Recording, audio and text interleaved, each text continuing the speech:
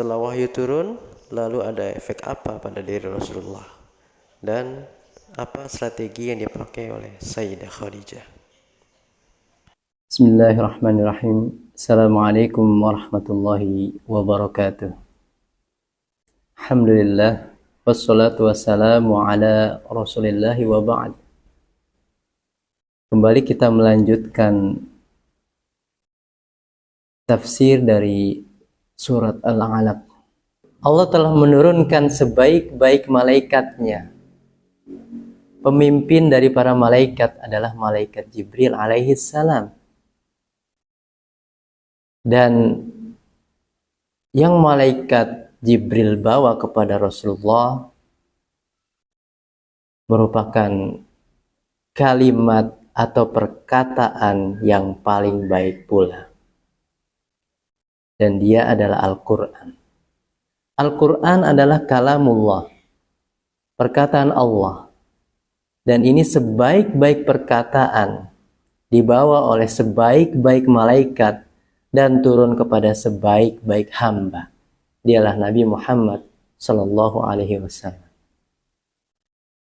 Dan banyak riwayat yang menyatakan bahwasanya kejadian turunnya wahyu pertama ini, surat Al-Alaq ini, di Gua Hiro ini, merupakan kejadian pada bulan Ramadan. Jadi sudah turun, dibawa oleh malaikat terbaik, perkataan yang terbaik pula, kepada manusia terbaik, bahkan di bulan yang terbaik pula. Maka berkumpul semua keutamaan dan kebaikan yang berkaitan dengan Al-Quran. Dan itu berlaku sampai saat ini. Maka siapa yang mendekatkan dirinya kepada Al-Quran, niscaya dia akan mendapatkan kebaikan pula. Maka ayuhal muslimun, kembalilah kepada kitab kita. Jadilah Al-Quran itu sebagai pedoman. Jadilah Al-Quran itu bacaan kita sehari-hari yang tidak pernah kita luput. Yang kalau ada apa-apa, kita menemukan permasalahan, mari kembali kepada Al-Quran. Permasalahan kehidupan kita, permasalahan hidup manusia, dari yang sifatnya duniawi sampai ukhrawi, semua sudah tertulis lengkap di dalam Al-Quran. Dan yang dilakukan oleh Nabi Muhammad SAW yaitu bertahanus, yang merupakan ajaran Nabi Ibrahim. Ketika Islam datang, ajaran ini sudah tidak dipakai lagi, sehingga tidak pantas bagi kita untuk mencontoh Nabi Muhammad ikut-ikutan masuk ke dalam gua. Boleh saja kita melihat isi dari Gua Hiro itu seperti apa, tapi tidak pantas bagi kita untuk melakukan sholat di dalamnya atau melakukan doa-doa di dalamnya. Jadi cukuplah Gua Hiro itu menjadi saksi, menjadi napak tilas bagi umat Islam, namun tidak dengan syariat di dalamnya, karena semua telah dihapus. Semua telah Allah gantikan dengan syariat yang dibawa oleh Nabi Muhammad SAW. Kalau kita ingin berdiam diri, ingin bertafakur, bertadabbur, lakukanlah di masjid. Dan lebih bagus lagi kalau kita bertafakur, bertadabbur, itu di dalam masjid. Kita beriktikaf selama 10 hari di bulan Ramadan. Itulah yang telah digantikan. Bukanlah berdiam diri di dalam gua atau tempat yang lainnya, tetapi berdiam diri di dalam masjid selama bulan Ramadan, yaitu dalam ibadah iktikaf. Maka lanjutan dari ayat yang kemarin, Allah telah menjelaskan tentang bacalah dengan nama Tuhanmu. Tuhanmu yang telah menciptakan manusia dari segumpal darah. Lalu di ayat selanjutnya Allah menjelaskan bahwasanya khalaqal insana min 'alaq iqra wa rabbukal akram. Bacalah dan agungkanlah Tuhanmu. Kalau di ayat-ayat sebelumnya itu Allah menjelaskan fakta penciptaan manusia, karena khitab Al-Quran ini memang ditujukan untuk semua manusia. Kemudian Allah juga telah memuji manusia yang telah Allah ciptakan dari segumpal darah.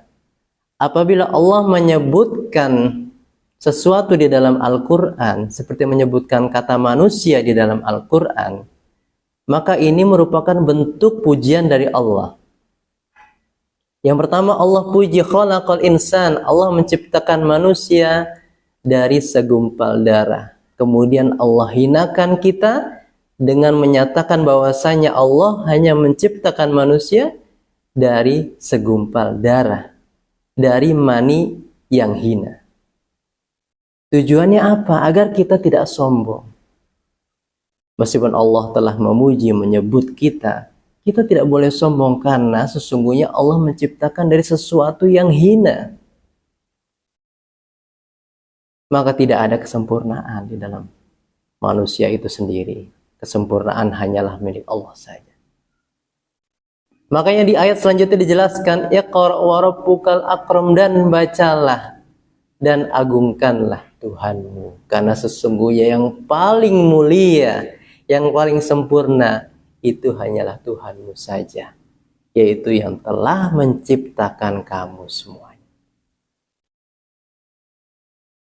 Iqra bismi rabbikal ladzi khalaq, khalaqal insana min 'alaq, Iqra wa rabbukal akram, alladzi 'allama bil qalam.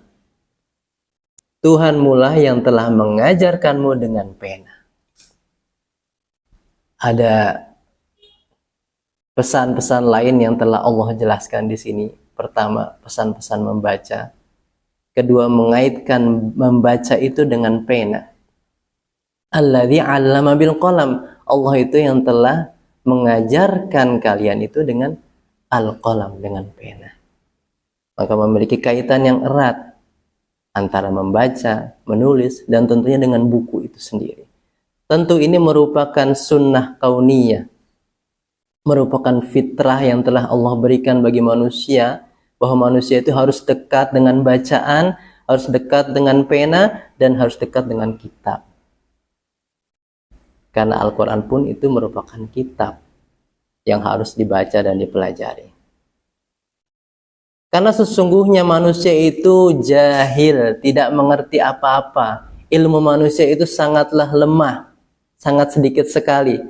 Maka kita diperintahkan untuk belajar, untuk banyak-banyak belajar, untuk banyak-banyak memakai pena. Karena Allah Subhanahu wa Ta'ala yang telah mengajarkan leluhur kita, yaitu Nabiullah Adam. Wa 'allama Adam al-asma'a kullaha. Allah telah mengajarkan Nabi Adam itu seluruh nama-nama. Bahkan nama-nama itu tidak diajarkan kepada malaikat dan jin. Maka ini merupakan lagi-lagi kemurahan hati dari Allah. Lagi-lagi pengangkatan derajat manusia dibandingkan dengan jenis-jenis yang lainnya. Itu semua karena Allah telah mengajarkan kita berbagai macam ilmu. Jadi kalau ada saat ini orang yang pandai dengan teknologinya, lalu disebut penemu, begitu banyak penemu di muka bumi ini dari manusia, tapi sejatinya secara tidak langsung Allah lah yang mengajarkan mereka. Secara tidak langsung Allah lah yang mengilhami mereka sehingga mereka bisa menemukan sesuatu, bisa mendapatkan sesuatu, bisa mendapatkan jalan pintas dari segala sesuatu ilmu. Namun manusia itu terkadang tidak memahami, tidak menyadari kenapa terjadi seperti itu. Semua yang terjadi, kecerdasan manusia, tingkat keilmuan yang tinggi yang dimiliki manusia, sesungguhnya itu adalah buah karunia dari kebaikan Allah. Dan ingatlah, sesungguhnya ilmu Allah itu sangatlah luas. Sedangkan ilmu manusia sangatlah terbatas.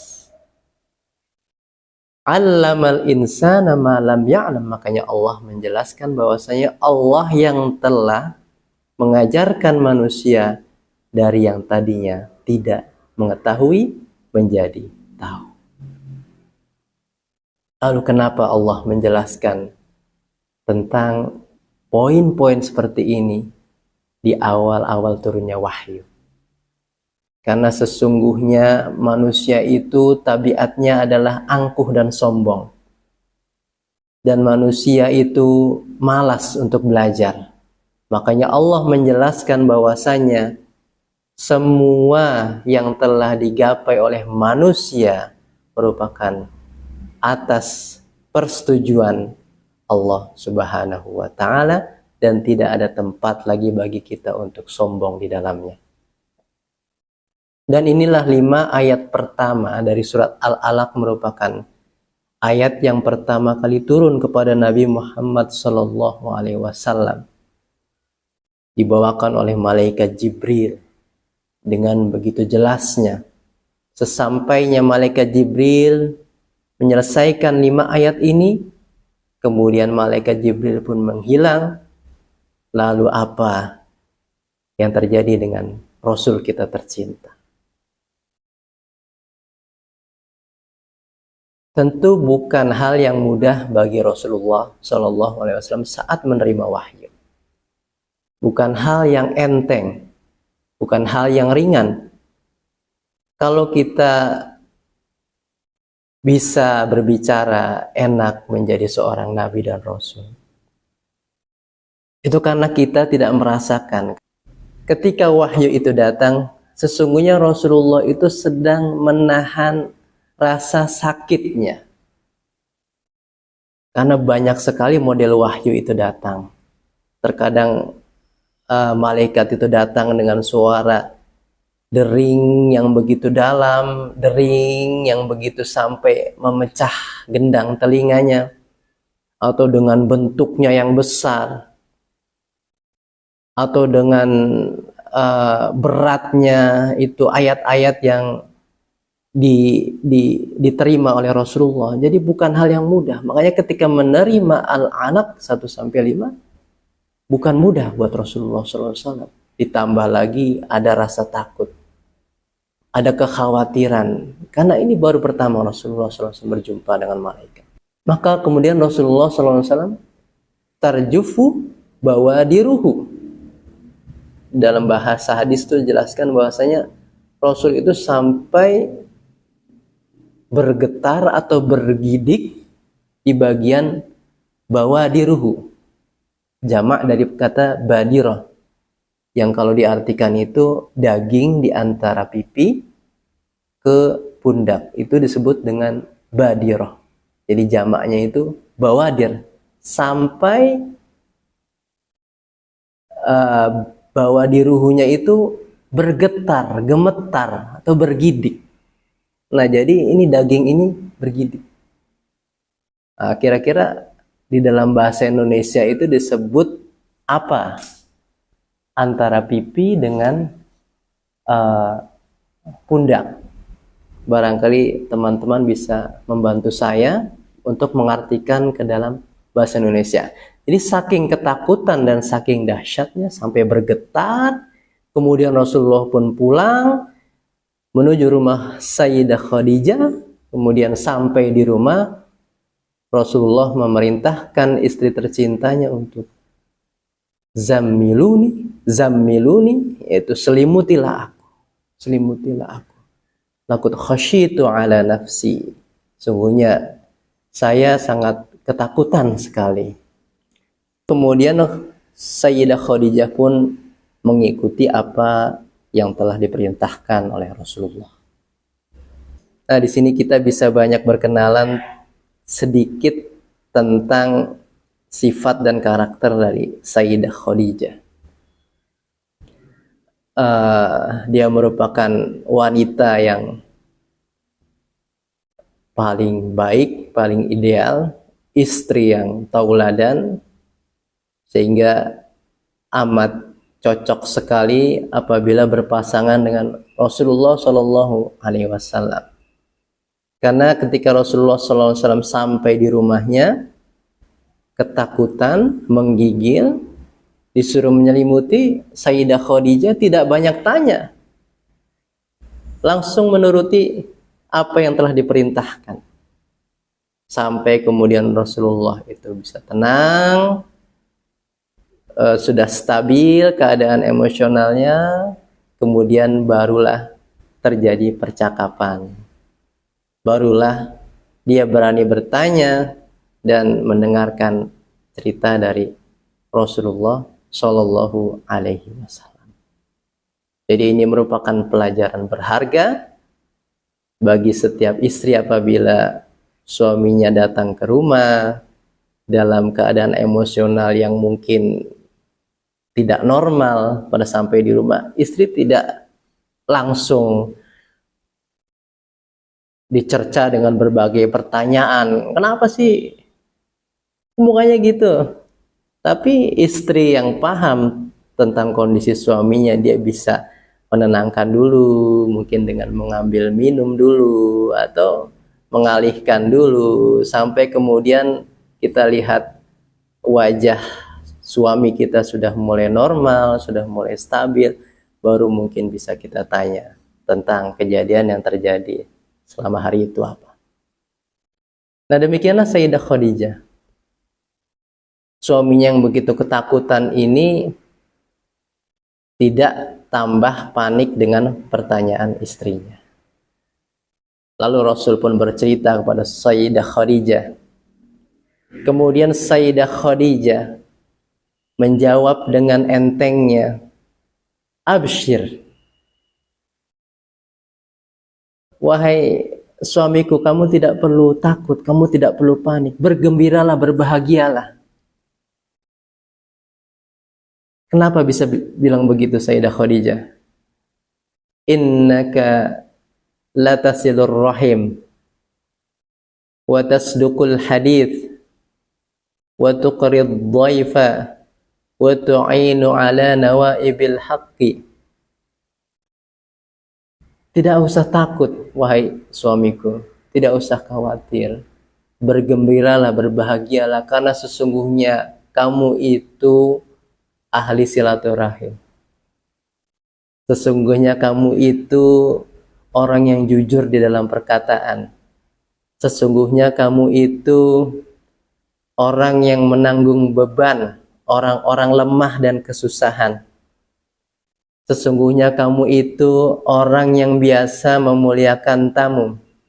Bahkan kamu itu orang yang suka membantu. Kalau ada apa-apa, bantuan yang sifatnya kemanusiaan, dalam hal-hal yang kebaikan, kamulah orang yang paling pertama dan selalu memberikan. Maka Khadijah pun tidak asal berbicara. Lagi-lagi kita lihat kecerdasan Sayyidah Khadijah. Dia tidak asal membual saja, bergembiralah, berbahagialah, kamu orang baik. Tapi dijelaskan kenapa kamu itu bisa selamat, kamu itu bisa tenang, karena kamu itu orang baik. Semenjak dahulu kamu tidak pernah melakukan kejahatan apapun, bahkan kamu punya poin-poin kebaikan yang banyak. Itulah maksud daripada penjelasan Khadijah, kalau Allah itu tidak akan menyia-nyiakan kamu. Allah pasti akan menjaga kamu dan menyayangi kamu, sebab kamu menyayangi orang-orang selain kamu.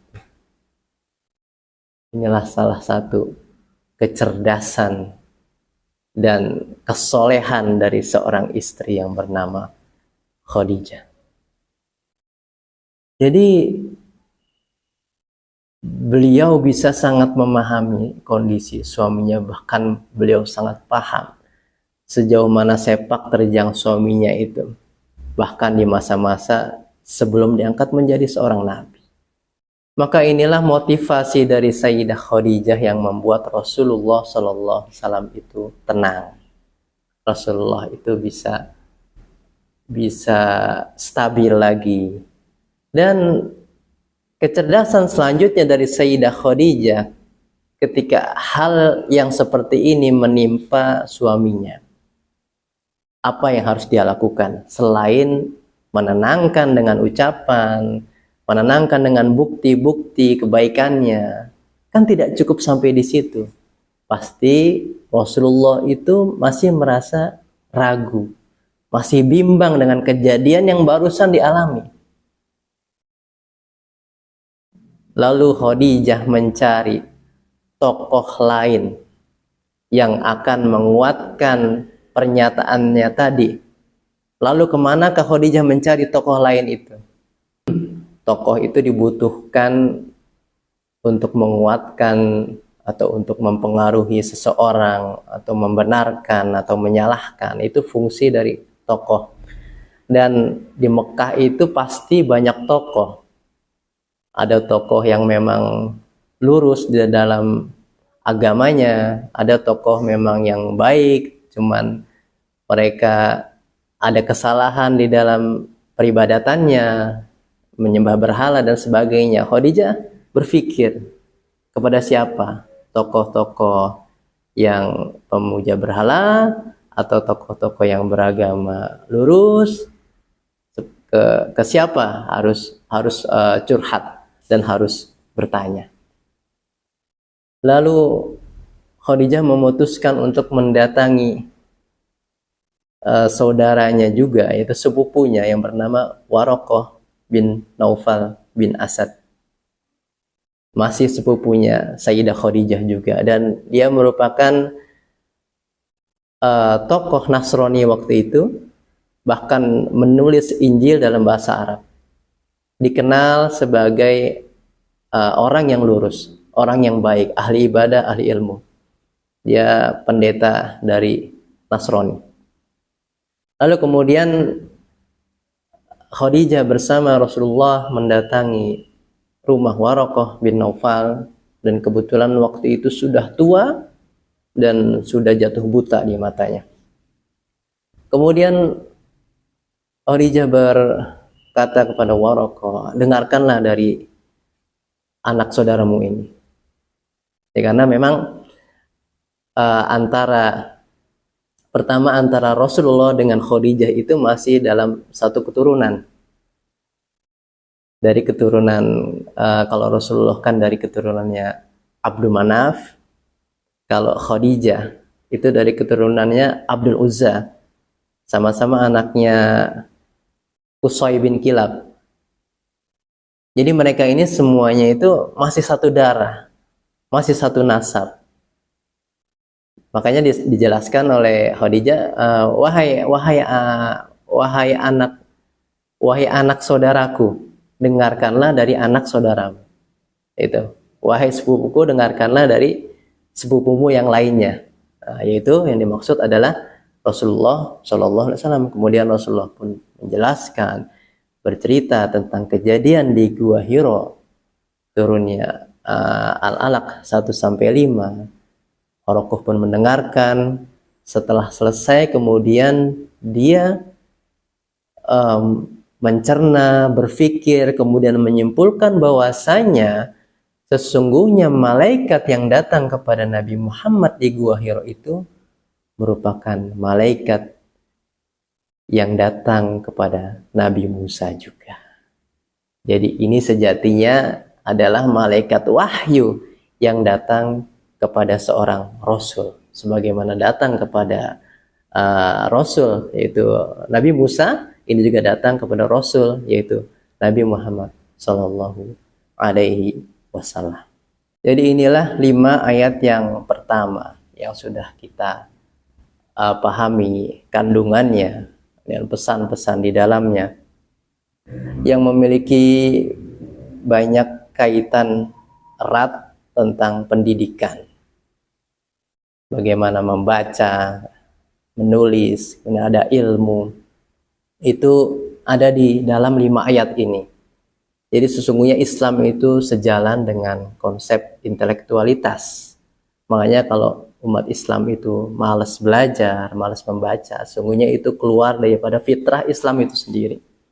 Kemudian di sini konsep-konsep ketuhanan juga disampaikan, bahwasanya Allah itu Ar-Rabb yang Maha menciptakan manusia, bahkan menciptakan semua alam semesta ini adalah ciptaan Allah. Kemudian dijelaskan bagaimana kita tidak boleh sombong meskipun kita ini ciptaan manusia ya, sebaik-baik bentuk, tapi kita tidak boleh sombong, tapi kita tetap berada di dalam koridor hamba-hamba Allah. Kita juga memiliki kelemahan. Ya, di sini kita disuruh untuk mempelajari bagaimana mentadabburi ciptaan Allah, mentadabburi ilmu, pendidikan. Orang muslim harus pintar, harus cerdas, harus menguasai semua ilmu, bukan hanya ilmu agama saja, tapi ke semua ilmu yang ada. Dan kita belajar dari kisah Sayyidah Khadijah, merupakan istri yang begitu cerdas, begitu pintar, begitu menenangkan. Pelajarannya, jadi kita menghadapi masalah, kita harus bisa menenangkan dulu, jangan banyak bertanya dulu, sampai tenang. Kemudian kandungan dari cerita Khadijah juga bagaimana kita bisa mengangkat seseorang, yang penting seseorang itu tidak lalai. Apabila seseorang itu lalai, tentu kita tidak terlalu banyak mengangkat di situ. Kemudian pelajaran yang lainnya dari kisah Khadijah juga, tentunya nasihat yang tepat itu sangat dibutuhkan. Bagaimana dari kejelian, kejeniusan, ketepatan untuk menasihati, bukan dengan nasihat yang keliru seperti nasihat dan arahan dari Khadijah harus datang kepada tokoh yang tepat. Nah, itu merupakan langkah yang harus diambil bagi seorang penasehat. Dan tentu kita memberi nasihat juga harus sesuai dengan bukti, harus ada buktinya. Kita memuji seorang juga harus ada buktinya, bukan sesuatu yang dilebih-lebihkan, apalagi berbohong.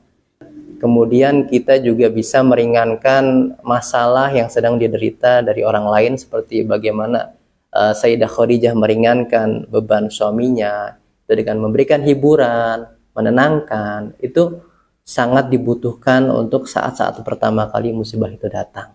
Mungkin itu beberapa pelajaran yang bisa kita ambil. Apabila ada yang belum jelas atau ada kesalahan, silahkan bisa ditulis kolom komentar atau bisa inbox juga. Kurang lebihnya saya minta maaf. Aqulu qouli hadza wa astaghfirullah. Wassalamualaikum warahmatullahi wabarakatuh.